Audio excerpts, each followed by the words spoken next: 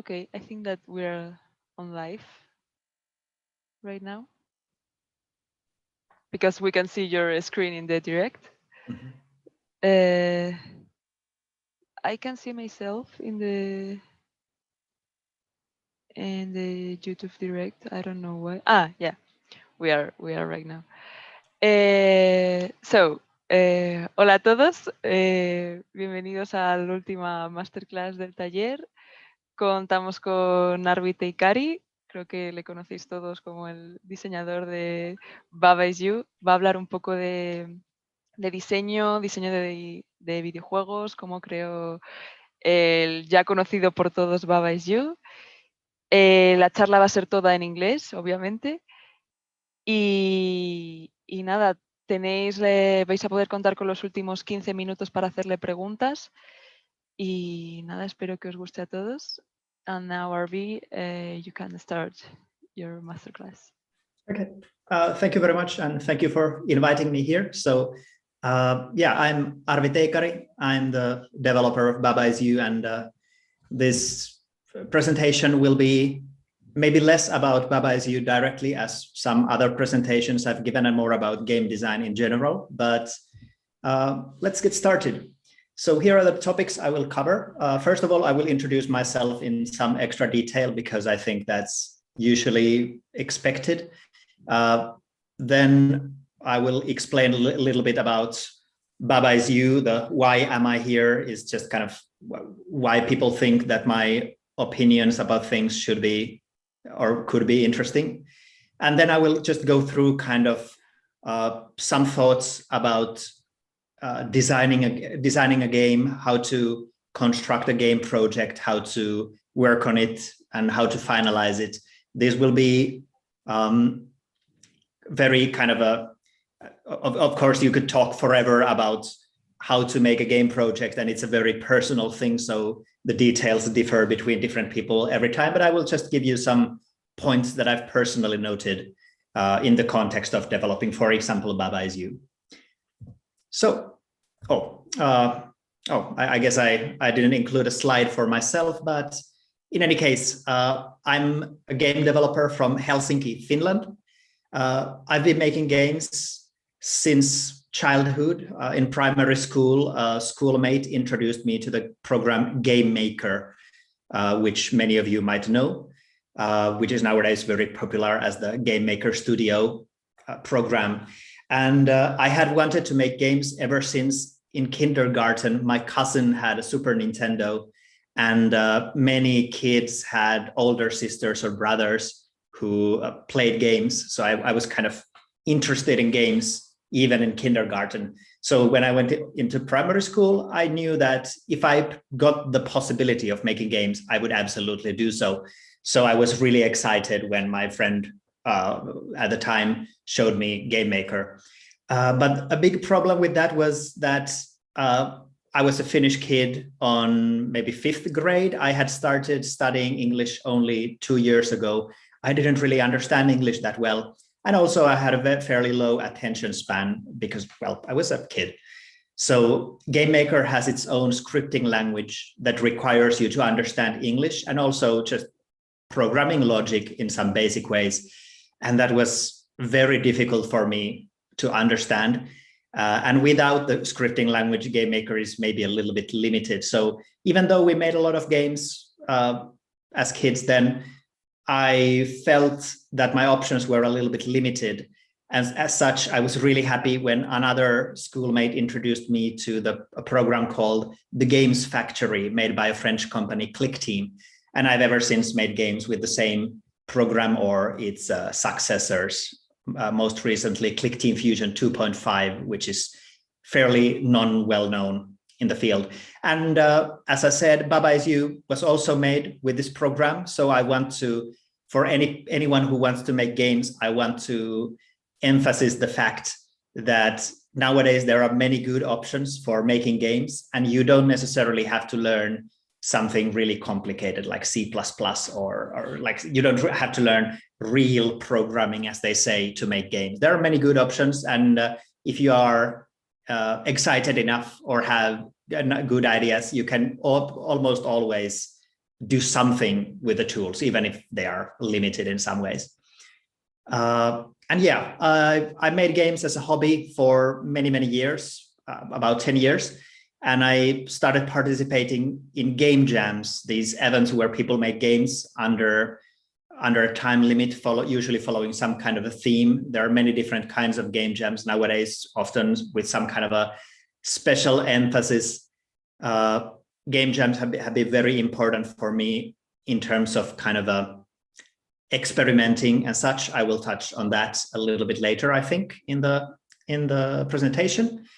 And in 2015, I released my first commercial title, Environmental Station Alpha, which is a Metroidvania game that I developed over 3 years on my own time. It started as a hobby project, but I eventually decided to make it a commercial release. And at that point, I kind of changed from a hobby developer to a career developer. And since I've released also, well, Baba Is You in 2019, and then the game Noita that I helped with as part of the Nolla Games team later the same year. So that's kind of who I am. And I keep working on games. Making games is very enjoyable for me still. And Baba Is You has been fairly successful. I've been working on a new update for Baba Is You ever since I released originally in 2019. And people have seemed to like it so much that they have asked me to give presentations here and there. So I think that is also why I am here. Anyway, so to the actual topic of the presentation.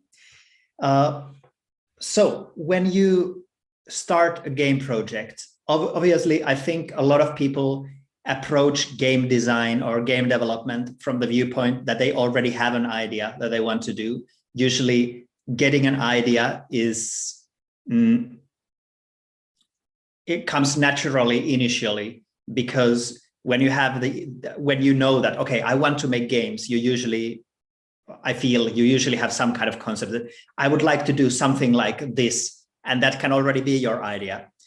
But when you start actually making games full-time or more persistently, or when you consider your ideas more critically, often those very initial ideas might have some problems that need resolving. Most commonly for me personally, the first ideas I get when I get inspired by something is that the ideas resemble something that already exists way too much. Especially as a kid, when I started off, most of my game ideas were of the type, I'll make my own Mega Man, I'll make my own Pokemon.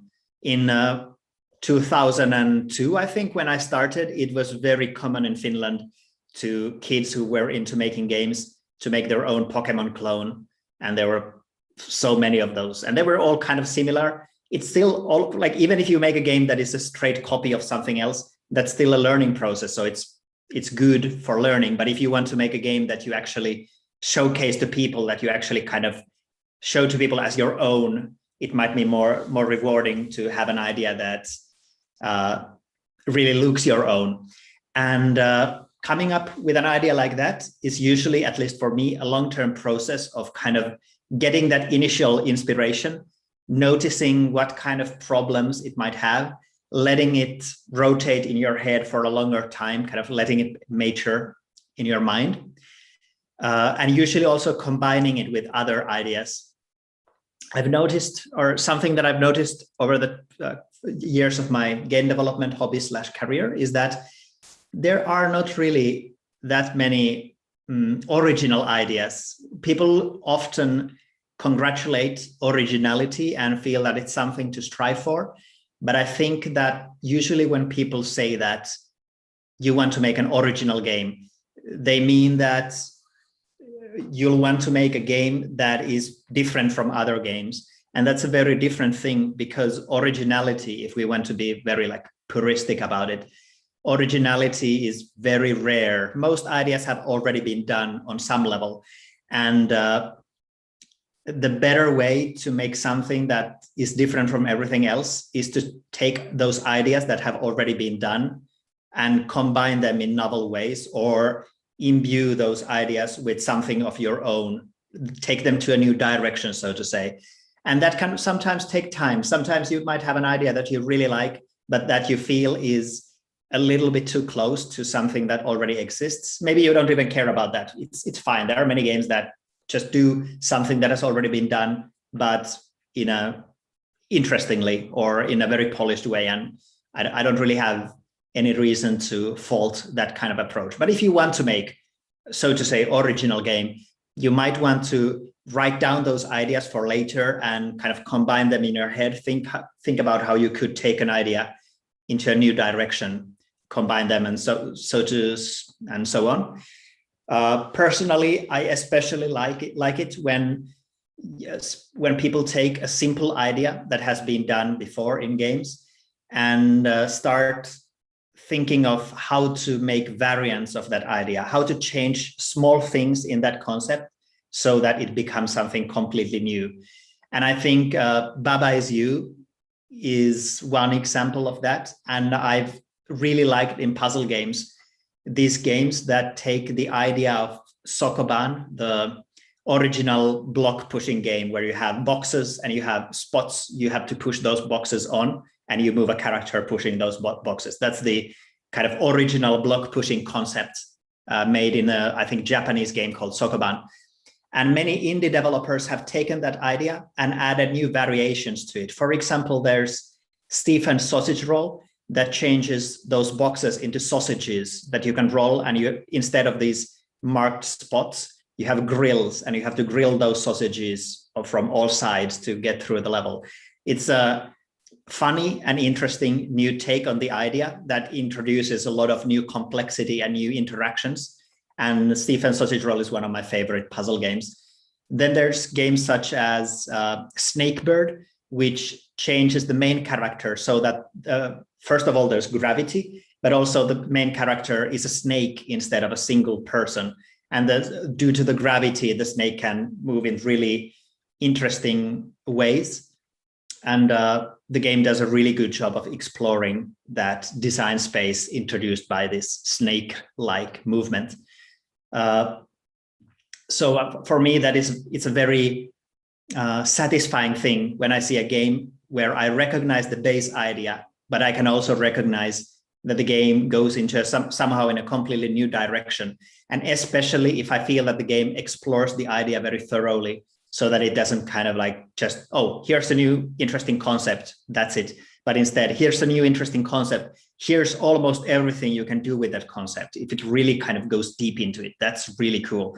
And I recommend considering that if you want to go for that kind of design. And then there's the point I already mentioned. There are many tools available. There's Unity, there's programming languages like C++ and C#. There's Godot, there's Haxe, I don't know how to pronounce that correctly. There's Stencil, there's Construct, there's Click Team Fusion, there's Game Maker Studio, there's RPG Maker. There's so many options for game developers nowadays. And many of those, if they are not pure programming languages, have some kind of limitations. They all have their own oddities. Some of them might have more oddities or more things you have to take into account, more limiting factors.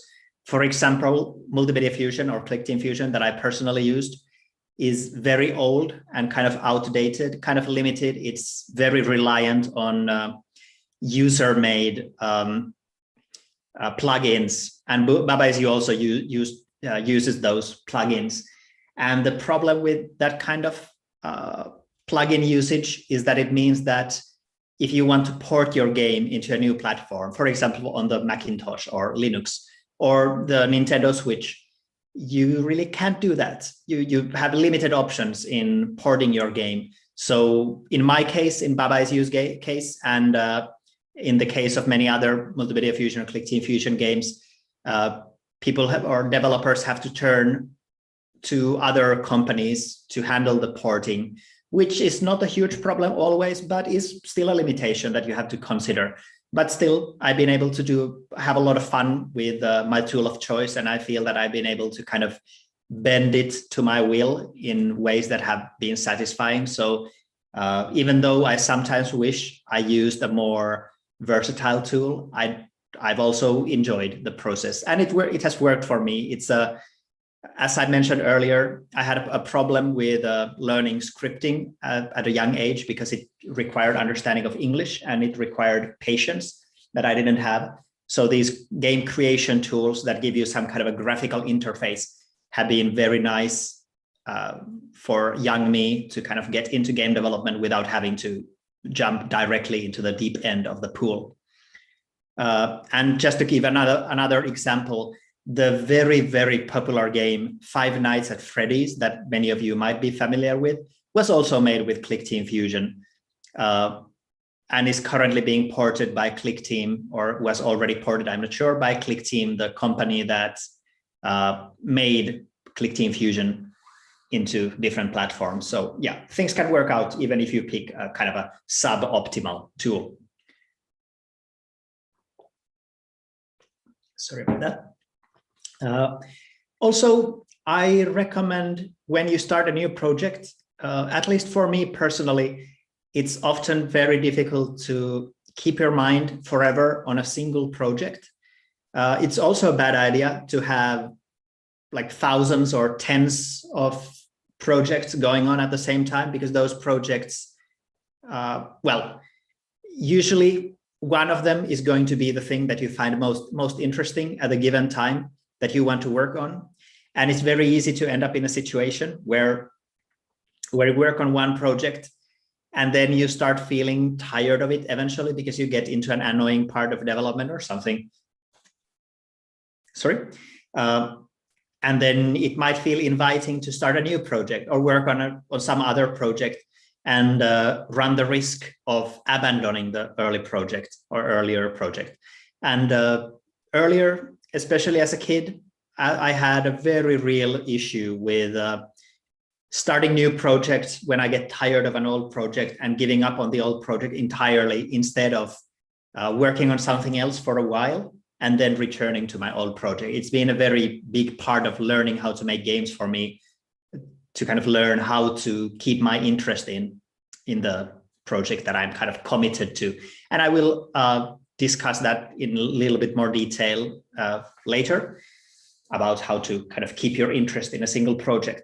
But for me, it has generally been useful that even if I have a single project that I'm kind of very heavily committed to, that is my main project, that I still have some side projects that I can work on the side, at least in the sense that I can kind of dream about, that I can plan, write about on paper, so that when I finish my main project, I have some other options on kind of what to do next. And also, if I feel that I have the capacity to take on several projects at a time, I can pick one of those existing ideas and start working on it instead of being in a situation where, okay, now I need to figure out something completely, like something new, and I don't have any ideas. It can be very good also for your inspiration to just kind of cultivate multiple ideas in your head, even if you worked actively only on one project at a time. Also, finally, I want to mention this really handy term that I learned years and years ago called big game fever. I read an article written in a small website about this. And the big game fever, what it means is a situation where you figure out some kind of a game idea that feels super cool. It feels like the best idea ever. It's also very, very big, very ambitious. You might have some really cool ideas about how the game will end up working, multiple systems that interact in some ways, but all of those systems are very complicated. Every single one of them is separately very complicated. And you feel that if you can just get them all implemented, then it will be super cool. And then when you actually start working on a project like that, you realize that, okay, there's actually a million steps between the beginning and having all those cool systems in place. So you end up starting a project because you feel that it's so cool, it will be so cool, but it's way too ambitious, it's way too big, and then you just have have a situation where you just get exhausted by the fact that getting to the end of that project would take years and years. Some people are able to pull that off. Most famously, I think, Dwarf Fortress, the game project that started in 2006, I think, or even earlier, and is still going, is still being developed by Tarn Adams. It's a very cool project, very ambitious project. And I have a lot of respect for Tarn Adams for working on it for so long and keeping interest. I don't know what Tarn's secret is, but I feel that for most people, it can be good to be aware of the danger of getting kind of tempted by, allured by these overly ambitious, gigantic game ideas, because they always seem cool. If you think, I want to make a massive multiplayer online RPG, of course it's cool. Like if you think about the end result, tens of thousands of players playing your game and interacting with it and making guilds or whatever, it's super cool. But making a massive multiplayer online RPG takes forever. It will take your entire life if you don't get like a team of 100 developers. So realizing that it can be good to let yourself dream about those ideas. It can give you inspiration, but actually starting a project that you kind of on further thought realize is kind of too large can be frustrating and disappointing in the long run. So then, when you have an idea, it can be good to consider, is the idea any good? Or I feel that usually when you start working on a project, you eventually get into a point where you start questioning yourself. Is this a good idea? And it might be good to try to avoid those kinds of thoughts, because it's also very easy to end up in a point where you start kind of second guessing yourself and start, as a result, losing motivation. If you have felt confident about your project up to a certain point, it might be a good idea to try to feel confident about it to the end. But sometimes it can also be good to, for example, show it to other people and ask for opinions about it, as long as other people can give you constructive criticism and not like bash your game. Because if your game gets bashed by other people, that's a very good way to kill your interest, even if the game did not deserve, well, no game deserves being bashed, of course, but even if your game didn't or had very good potential, some people might just still not be impressed, say some rude words about it and kill your interest in the game. But maybe especially very early on, where you are kind of considering which of your ideas you should start working on next, there are some ways to maybe evaluate the potential of an idea. And I mentioned game jams earlier. Here's where I return to them. For me, game jams and prototyping in general, making some kind of a simple prototype of an idea and using it to evaluate the potential of your game idea can be very good. Game jams for me are very nice because they are social experiences where if the game jam is not too kind of stressful, too competitive, they can have a nice laid-back atmosphere where you can make something quick. And because of the nature of game jams, you usually don't have too much time. You can't really worry about the bugs or issues in the game. You don't really have to worry about making some kind of a finalized product. You only have to worry about making a game that works, that expresses the idea you had. So making an idea you have in your mind at a game jam, or not even a game jam, just deciding that, okay, this weekend I will make a prototype of this idea, and kind of challenging yourself to try it out, make a simple thing that doesn't have to be polished, can have bugs, as long as it works on some level. It can be a very nice way to see if the game works, because then you will, sometimes if you have an idea that seems cool, when you start actually working on the game, you realize some design problems that you didn't consider at all beforehand.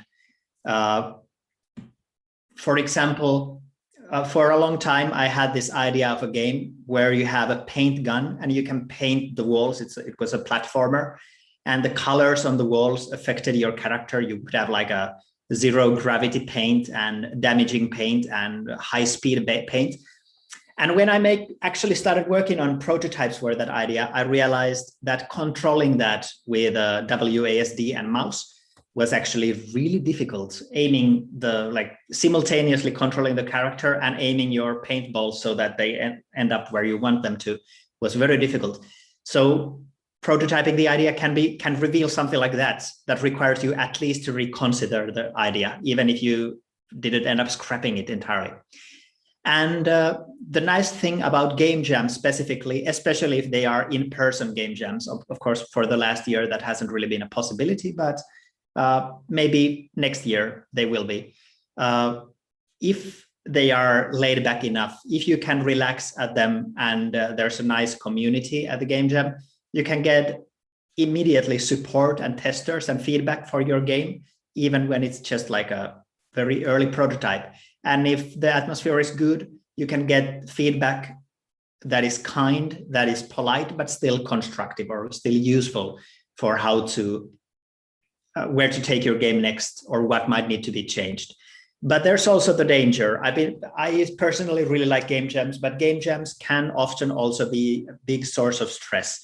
If they are too competitive, if they are shady in some ways that I will mention next, if you go to them in a bad mindset, if you end up in a team that doesn't work together, there are many ways in which that kind of a forced game development environment can be bad.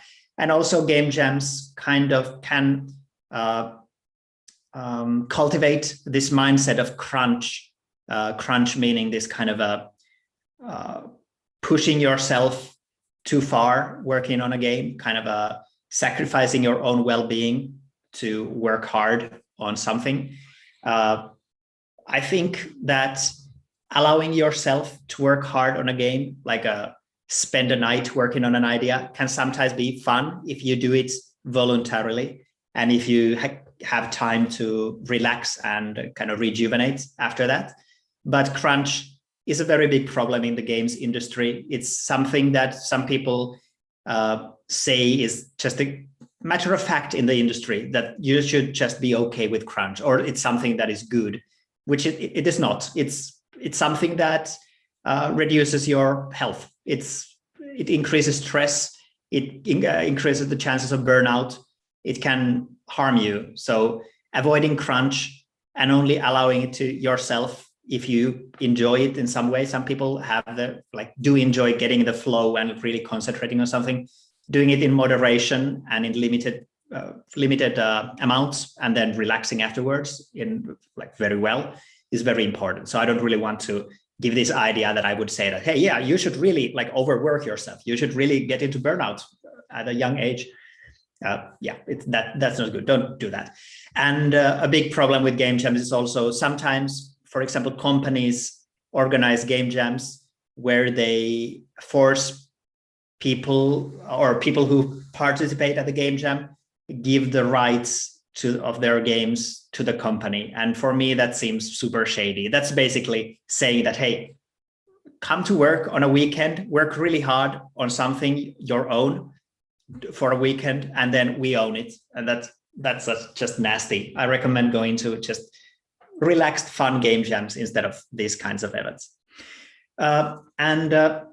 Even with game jams, a danger that might not be revealed by the game jam environment is that some ideas are very good, or in the prototyping environment, not just game jam environment.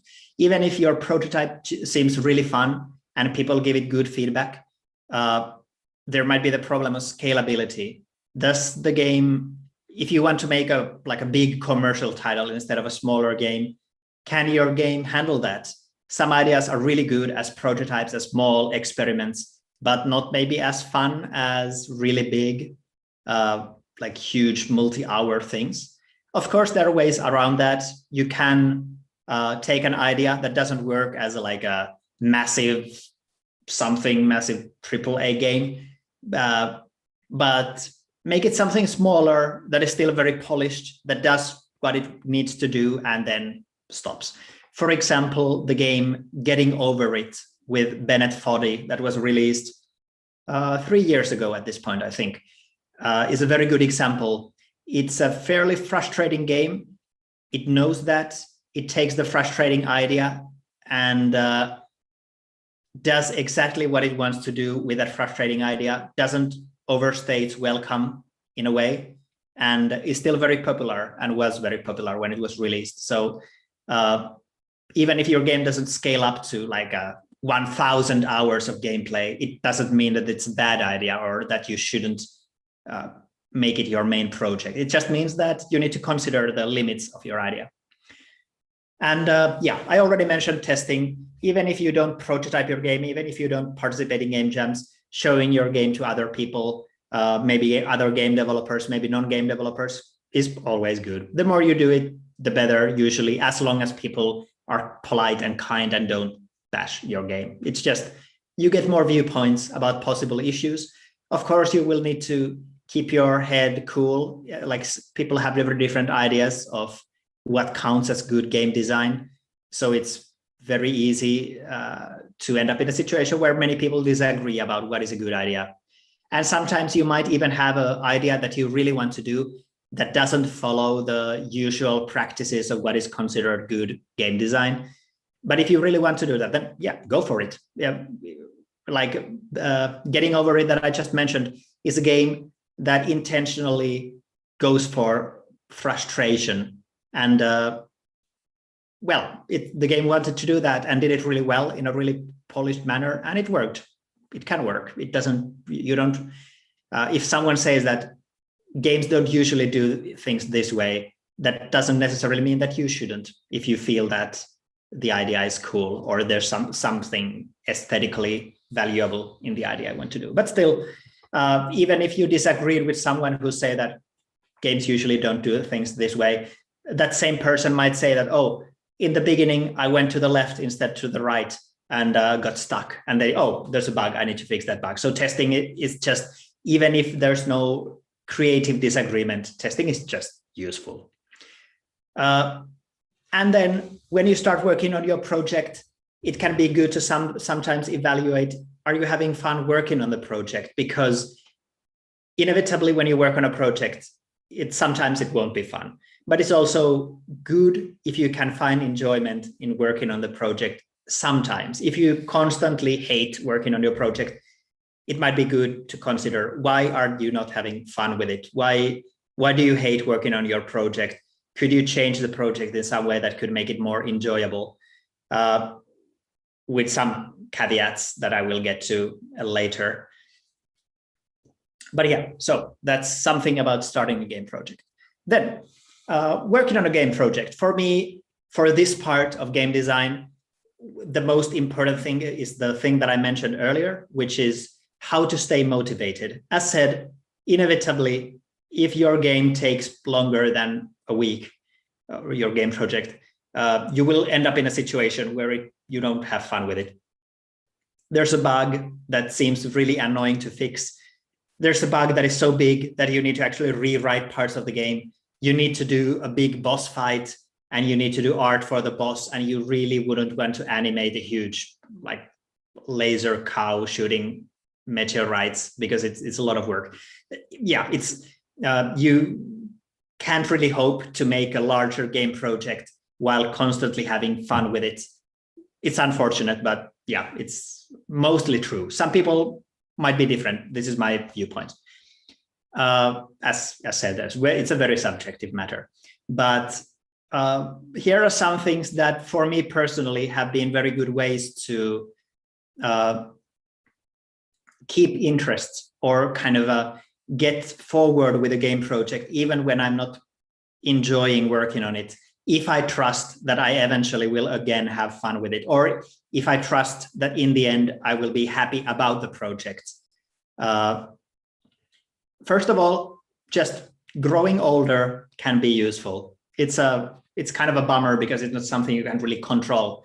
But I mentioned several times earlier that as a kid, I had trouble with staying interested in things or keeping interest. I had a low attention span. And I feel that growing older has just naturally given me a little bit more patience, and it has helped me. But I won't talk more about that because that's not really useful information. It's just something that could happen. For me, to-do lists have been perhaps the most useful way of keeping motivation. For many people, to-do lists are also a way of keeping kind of the scope of the project in mind, just to keep the ideas in your head in one place. So to-do lists can fulfill many jobs. For me, I usually can keep many ideas in my head. And usually when I work on a single project, I tend to keep a lot of the idea of the concept in my head instead of writing it on paper. That works for me. But the way I use to-do lists is that if I get a little bit of enjoyment if I can mark something done on a to-do list. So sometimes it can be very nice to make a list of everything that needs to be done in a game, and especially write everything, all the things down as small things as possible, small pieces as possible, so that it's as easy as possible to get something done and be able to mark something down on a to-do list. Because then if you have a day when you don't really feel like working on your project, you can decide that, okay, I will do this and this thing, nothing else. Today, I will take it easy and I will do these two things on the to-do list, and that's enough. And even if you don't manage to do both of those, if you manage to do only one of them, or if you don't manage to do anything, but the next day you manage to do one of them, that's still getting forward. If you don't feel like working on the game, it can be very disheartening. It can feel that, okay, maybe this game is not fun anymore. Maybe I should give up. But with this kind of to-do list approach, if you are like me, that you can get some enjoyment of feeling that, yes, I got forward, even if I didn't feel like working on the game, it can motivate you. And it has definitely motivated me when I can kind of say that at least I got something done today. And when making these to-do lists, I've noticed that there are some dangers or some problems that are good to avoid. The most important is that it's very easy to write down a to-do list point that is basically think about this or solve this issue, finalize this design, this kind of abstract things where you can't really say when you are finished. You can always finalize the design more. You can always polish something more. You can always think about something more. So it's not useful to say that, or it's not useful to give yourself a goal of think about this more. So if you are able, sometimes you need to think about things more. So it might be impossible to write anything else on the to-do list. But if at all possible, try to think how to divide those abstract things into more concrete to-do list points that you can actually fulfill in some meaningful way. Because otherwise, the to-do list can end up working in the opposite way, where at the end of the day, you can see that, oh, I still haven't finished that think about something goal that I set for myself. Oh, I didn't get anything done today. It can be disheartening, even though you kind of know that to-do list point isn't really fair to yourself, because it's not something you can say that now I've done this and I don't ever need to do this anymore. I've run several times in the problem where I have something on the to-do list that is basically make this thing. And then I spent weeks working on the game and I still can say that, well, I'm not fully done with that thing. It still needs a little bit of polish. And so I never get to mark that thing done on the to-do list, and it feels bad. Then there's streaming. This is very subjective. It's a very personal thing for me, but I know that some other game developers, as far as I know, feel the same way.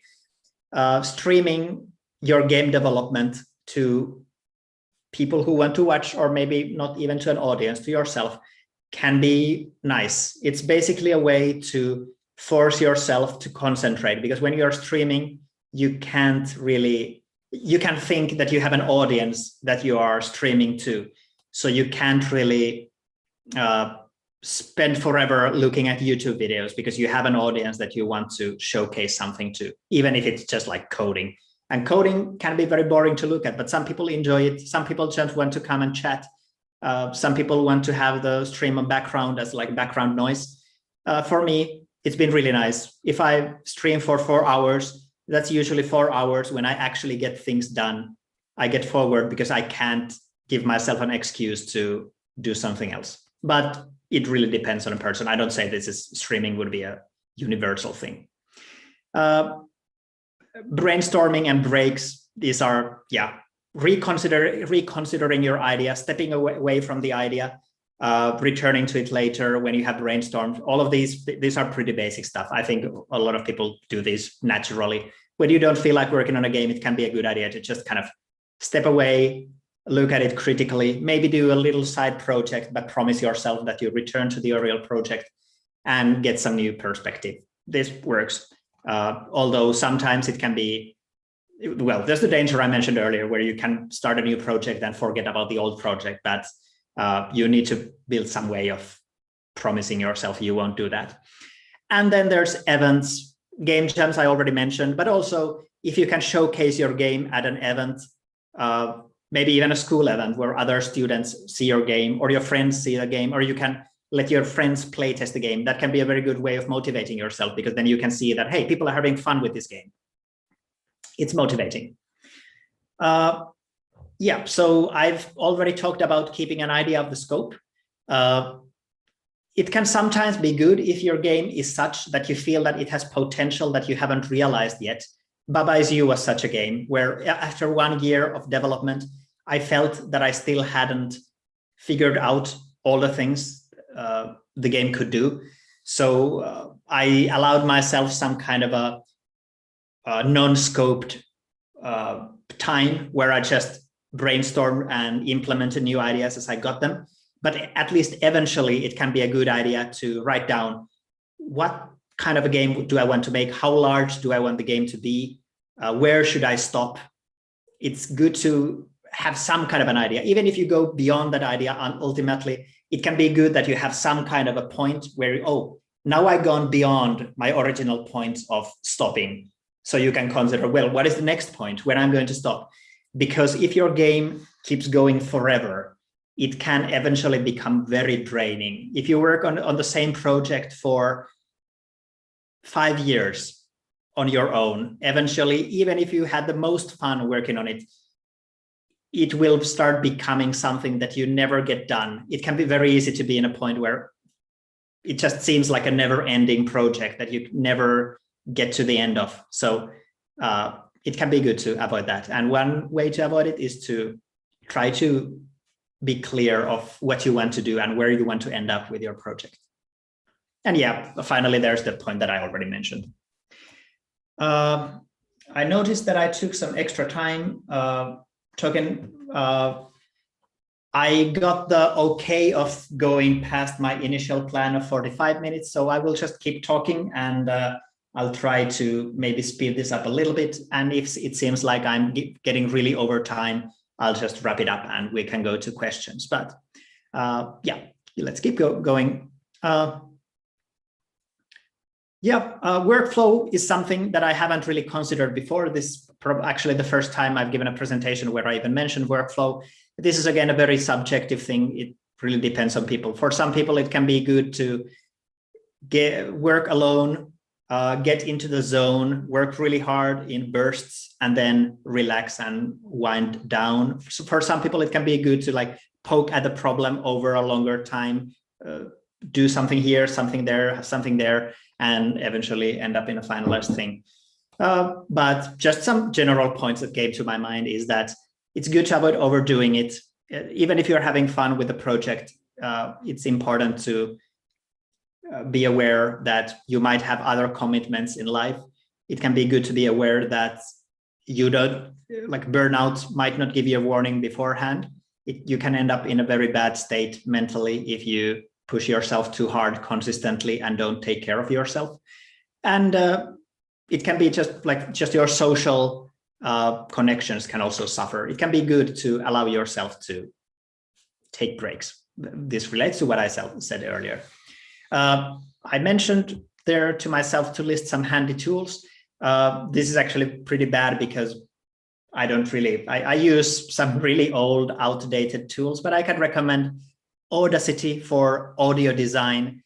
If you want to do music and don't really know anything about making music, I can recommend tracker programs. They are very simple programs for making, they can allow making complicated music, but they can also allow making simple music. And they are really nice because you don't have to play on a keyboard or something. You can just kind of place notes with a mouse, so they can be a good way to get into it. Baba Is Used Music was made with trackers. Then there's Sprite, a really good spriting tool for pixel art specifically. I use it myself nowadays, and it's really good. There's Krita, if you want to use a Photoshop-like image manipulation program, but don't want to pay money for Photoshop. Krita has been my favorite program like that so far. There's GIMP.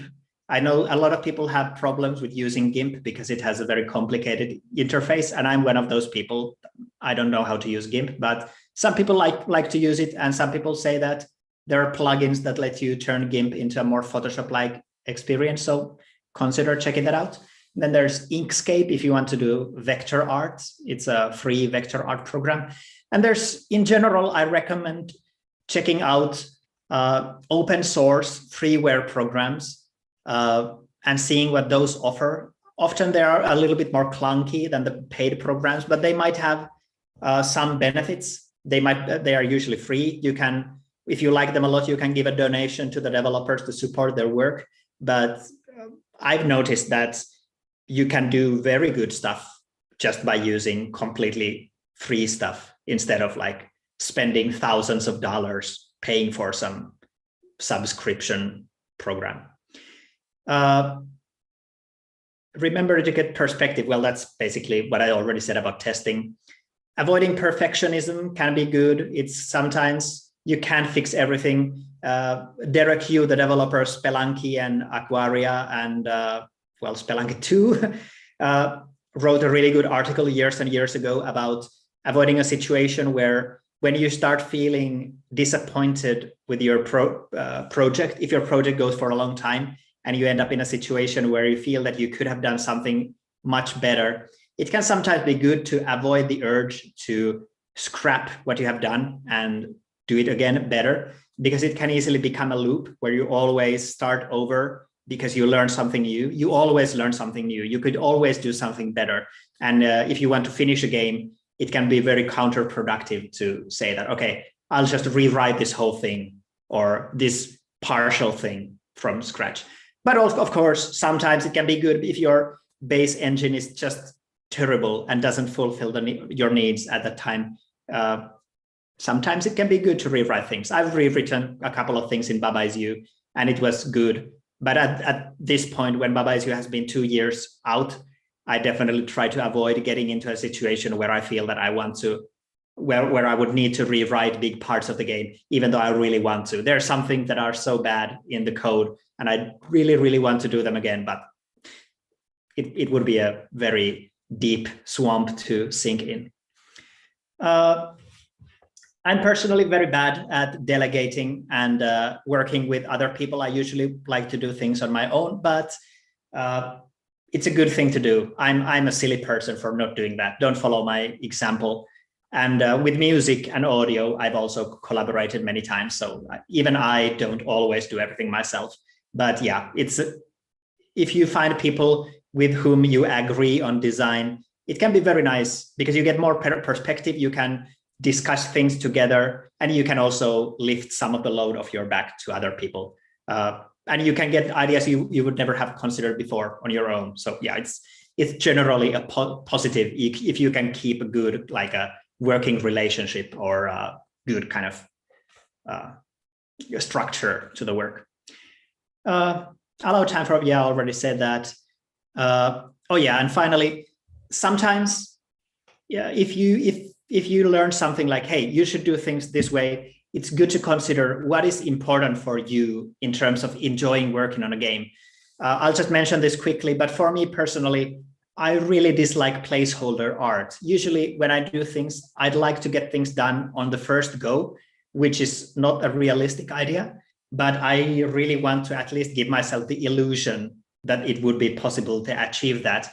So usually when I make a game, I try to make at least semi-final art on the first go, so that I don't end up in a situation where I have a large project that has only placeholder assets. And then I feel that, okay, it's almost done, but then I have to do all of that stuff still, which could be very discouraging for me. So if something like that, if there's some detail that for you personally feels very important, it can be good to sometimes consider going against general practices to increase your own enjoyment of the project, even if it was suboptimal in some ways, because in the end, even though I said that the game development process can be all fun and games, it's good to maximize doing things that you enjoy and having fun with the project, because in the end, you are still, or you probably, some people at least, are making games also for the kind of creative part of it, the kind of to be artists, to create something new, to have fun with it. And it's nice to encourage that in your own work, even if ultimately you also wanted money from it. All artists generally, or not all artists, but many artists also like to get money from their work. So it can be good to allow for both of those approaches. Finally, I'll go through these very quickly. When your game is approaching its final stages, when you feel that, okay, now I have enough stuff, it can sometimes be very difficult to say when your game is approaching the final stages, which I discussed earlier. But when you feel that your game is getting close to being finished, it can be good to allow for your game to be seen, for people to notice it even before it's finished.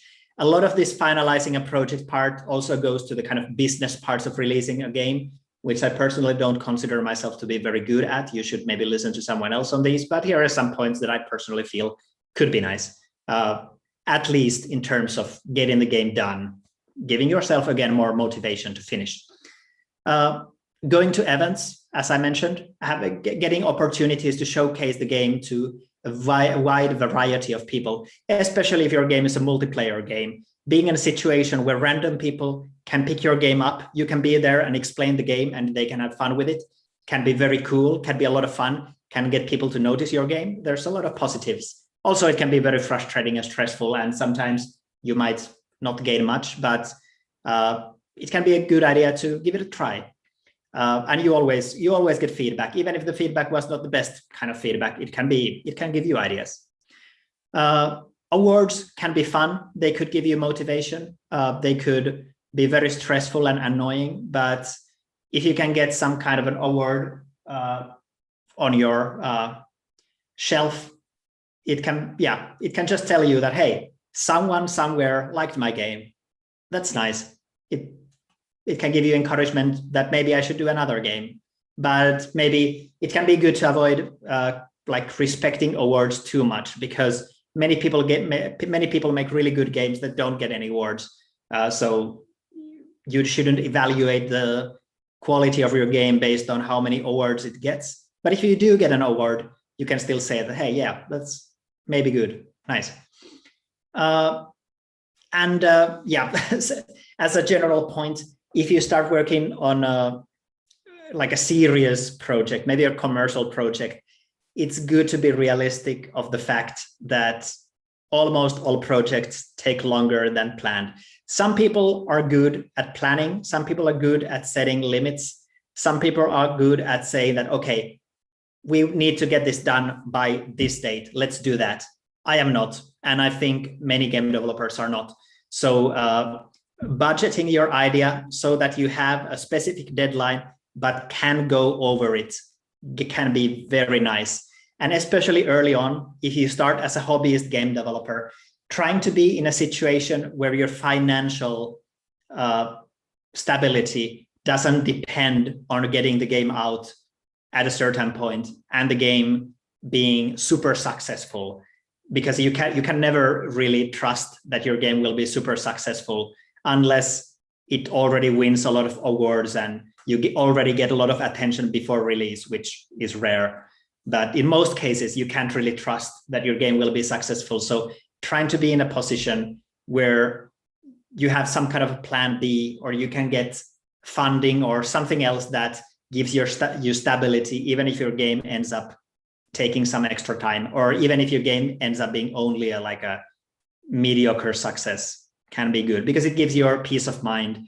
It avoids getting into that crunch mode where you're very stressed, try to work for a deadline, feel disappointed and frustrated with your game. Like, there are so many positives to allowing yourself some lenience. Of course, sometimes you can't, and that's an annoying situation to be in, but try to strive not to be in that situation.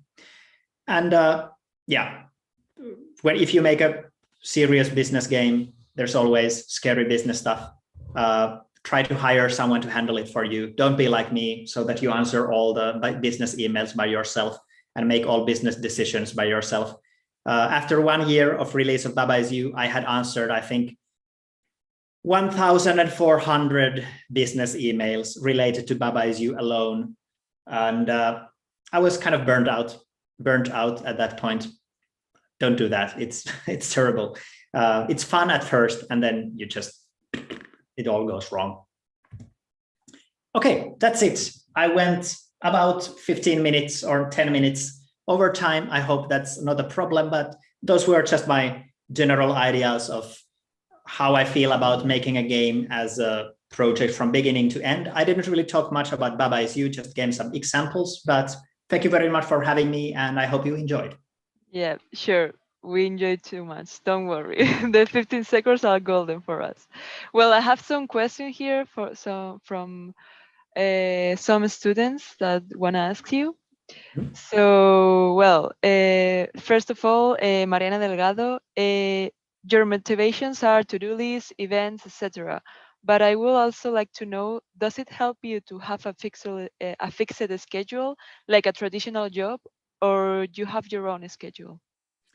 For me personally, when it comes to working on a game, I'm personally a very badly scheduled person. My sleeping schedule is terrible. It has been ever since I moved away from my parents, and I was like, hey, I can stay awake as late as I want. I just killed my sleep schedule, and it never came back. But I feel that there are some benefits for having a schedule.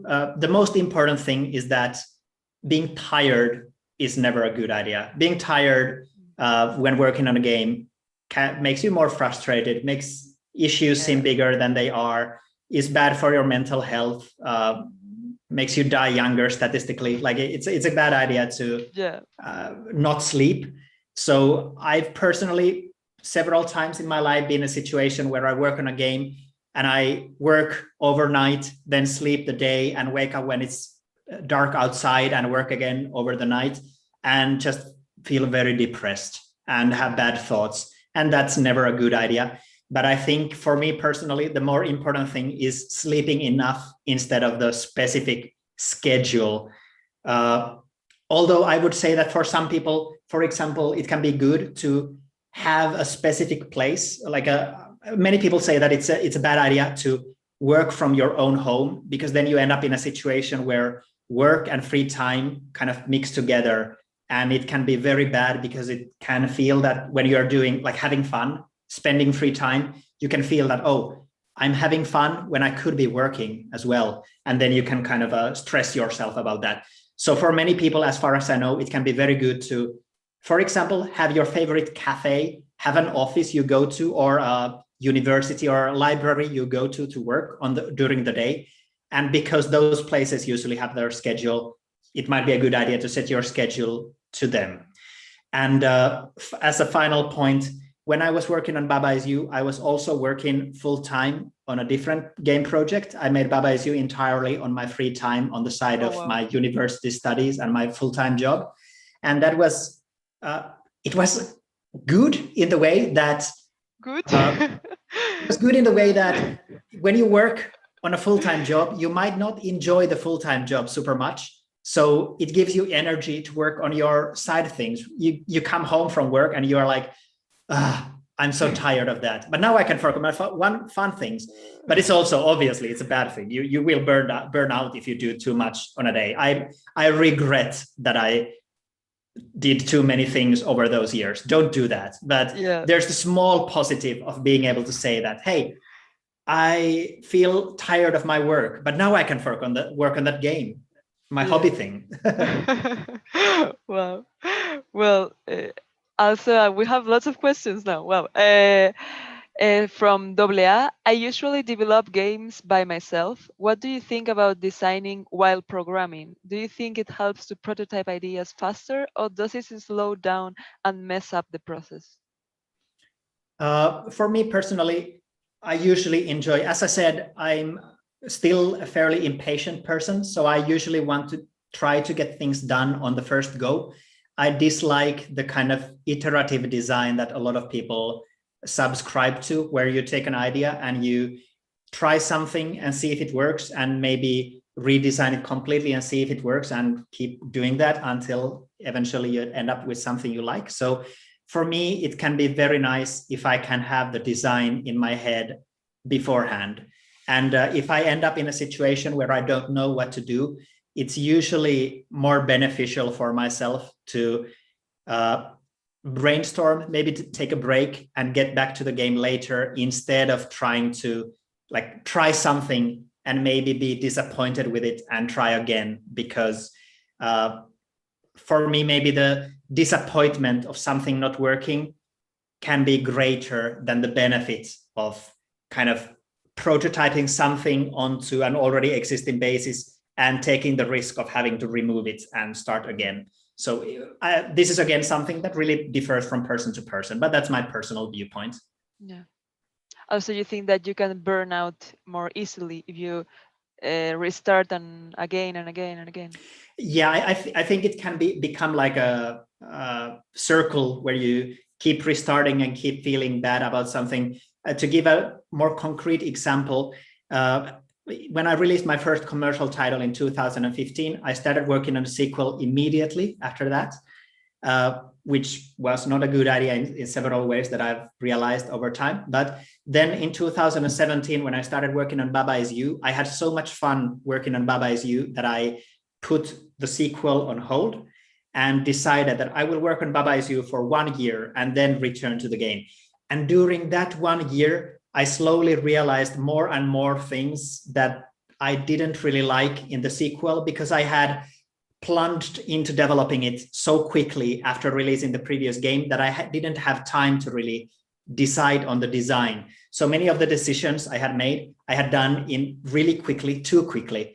I just did, okay, I'll do this. I just like tried to quickly get into the end point, and I ended up being disappointed of the game. So now I'm in a situation where it's been 6 years since I started that project, and I've started it from the beginning once, and I'm still very early on that restart, and I'm considering restarting it again from the beginning. I want to make it, but I feel that I've destroyed the project in some ways by restarting it over too many times and being too hasty with my design. But that's, again, a personal problem. It might be different for other people. Mm-hmm. Yeah. Also, we have another question from Jorge Olivares. When you're trying to come up with a new and original idea or a combination of different ideas, how do you difference between finding an interesting and cool concept and just going too far, like pushing too much and getting a little bit crazy with that idea? Well, for me, what usually helps is that because I use a game creation tool, I have very strict limitations of what I can do in the first place. And usually evaluating an idea, well, making prototypes is good, because then you can, if the idea seems like it might be too wild, it might, if you make a prototype, you can see some issues with the idea that could limit it very hard. For example, to give an example that is not my own game, but years ago, I saw a game that was like The Legend of Zelda 1. You explore, you adventure and explore and fight enemies, but also if you scream into your microphone, you can make different walls disappear, and depending on how loud you scream into your microphone, it affects the different walls differently. And the idea of the game was that you play the game and just part of the gameplay is screaming in your microphone. And that's a really funny, really odd idea. And I like that idea quite a lot, but it's also an idea that maybe wouldn't work really well. No, as a, I think if you live in a neighborhood, it will be like very stressful. Yeah. And that's an idea that I feel that it was really nice that the person who made it, a person with the nickname Radix, made a prototype and showcased it. It was a lot of fun to see it in a presentation because the audience could also scream together with the player. But that's also something where the idea was maybe a little bit too wild. This was kind of an exaggerated example because it was kind of obvious from the get-go. But sometimes making the prototype can give you an idea. Okay, maybe this is a little bit too wild. Putting limitations on yourself, even if you use like C++ or something that doesn't naturally give you limitations, can be good, so that you can say that I will explore this idea up until this point, but for example, I won't go into 3D. I will only do 2D stuff, because that means that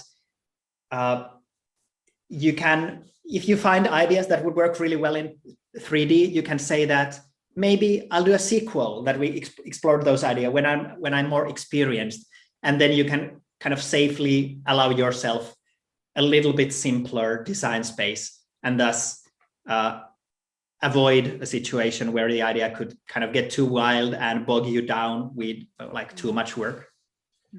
Yeah. Now I want to play the screaming game, but we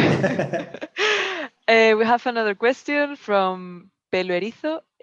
How was your experience of developing and finding a publisher for Baba before the jam? I was very indecisive. I'm a very neurotic person. I get anxious very easily. And when it comes to signing business agreements, I'm especially scared of like missing some detail and such.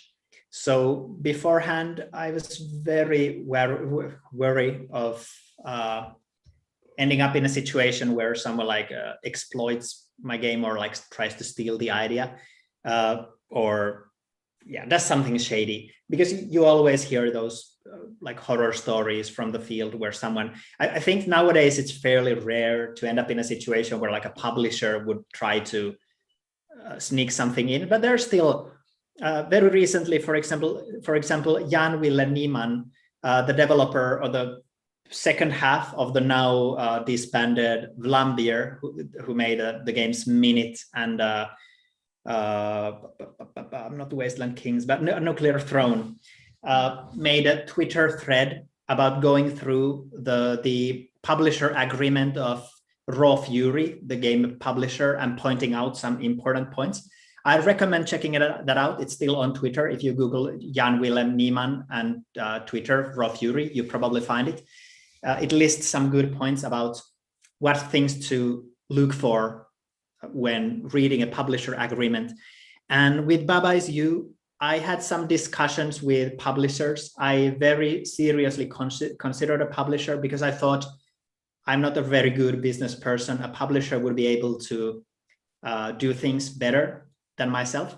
But eventually, some game developer friends pointed out that there are many situations nowadays where people work with publishers, and the publishers, if you're in a situation where the only thing the publisher offers is maybe playtesting and marketing, it could be that your own idea of marketing could be way better than the publishers, because no one knows what kind of marketing works. Sometimes a really odd idea of marketing can be really successful. Sometimes even no marketing can work if like a popular streamer picks up your game and, hey, here's this really odd game no one knows about, and plays it. It can suddenly become very popular. No one can really predict that. So if you are in a situation where doing marketing yourself, doing publishing yourself might not be too stressful, too exhausting for yourself. And if you feel that you can handle everything, but maybe testing and marketing yourself, it could be a good idea to actually decide that, hey, I'll try to do this myself. I'll take the risk. I'll see what it is like. If it's bad, and if my game is small enough that I don't mind too much if it flops because of bad marketing, I can always try again with my next game. And I did that with Baba Is You. I decided, okay, I'll try to do things myself. People seem to like the trailer I made on my own. Maybe I'll try my luck and make the next trailer again on my own. And I did. And the biggest issue was that, as mentioned, I answered like 1,400 emails on my own. I wish I had had a publisher there to answer those for myself, but I also could have just hired someone to do that instead of having a publisher. So for me personally, publisher didn't end up being that important, seemingly. I could be wrong, but that's how it seemed to myself. Yeah. Well, thousands of emails. Oh my God. I feel so guilty. Well, we have another question from Akul Big. Having complete 2 games solo and then being a part of a team with Noita, what is your biggest takeaway from developing games solo versus in a team? My biggest takeaway is again related to kind of the different benefits or like the bonuses and maluses, or like a good and bad sides of how the work goes when working alone and we're working on a team. They both have their good and bad sides, and I personally really enjoy the idea that I am in control of things, that I know where things are going. So for me, naturally, doing things on my own feel more natural, and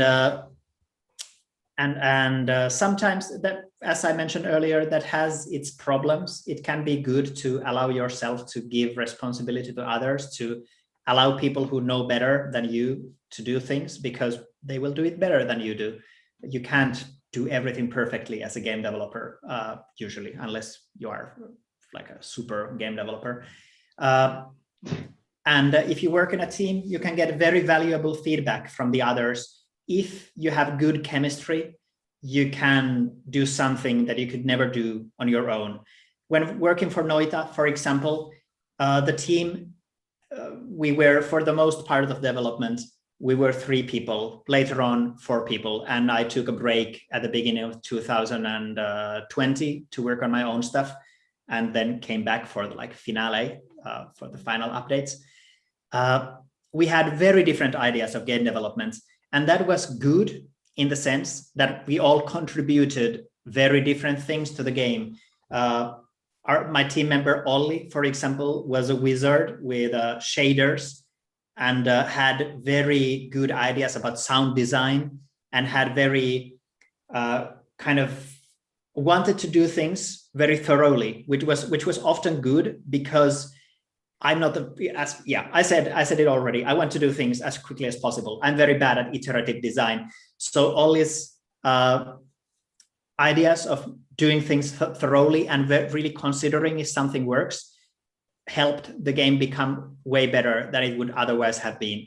Petri, the other team member, who started the game project, on the other hand, handled some programming things very well and had really nice ideas about secrets and lore. And those also helped the game a lot. I could say maybe that I had some nice ideas about level design and maybe enemy design, and then those were the parts that I contributed to the game idea. So in our ways, we all made the game better. But something I like about working alone is also that if something goes wrong, you don't end up in a situation where where people could blame each other. Or you can only blame yourself, which also is not healthy. Don't blame yourself, at least too harshly. But I really dislike the idea that if I'm heading or if I'm leading a game project, and I mess up really badly. The game doesn't do it at all well, and I have like employees who are like reliant on the game doing well. It would feel really bad if I felt that, okay, I failed those people. I failed them. So for me, working alone is also a way of kind of coping with my anxiety, so that if something goes wrong, I don't destroy someone else's dreams. Yeah. And as I said, when making a game, you necessarily end up in situations where it's not quite as fun. So if your team doesn't have very good chemistry, the chemistry might also play into those situations where it doesn't feel very fun. So when working in a team, it can be very important to speak openly about the issues you have, not only with the game, but with the team as well, so that you don't end up in a situation where if the game development feels frustrating, the frustration kind of poisons the atmosphere. I've heard some stories of game teams where the game maybe gets released, but the game releasing process was so stressful for everyone in the team that they don't really want to talk to each other anymore. So for me, that's a kind of a scary thing about working in a team. And as such, I've been slightly scared of working in a team. But I know that for some people, it's different. For some people, the game development process in a team can be way more healthy than working alone, because you get less stress. You can reflect on ideas. So yeah, it's a very personal thing.